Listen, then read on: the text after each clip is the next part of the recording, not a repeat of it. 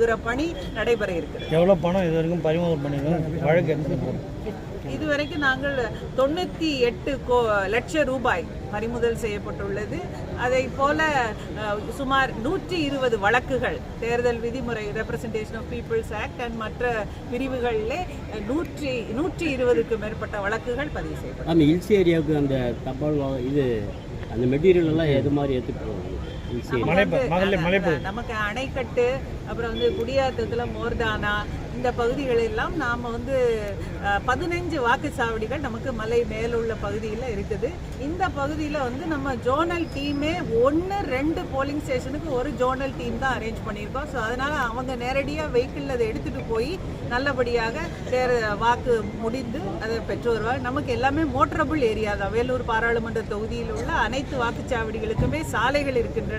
அதனால் அந்த இஷ்யூ இல்லை. மலையில் இருப்பதா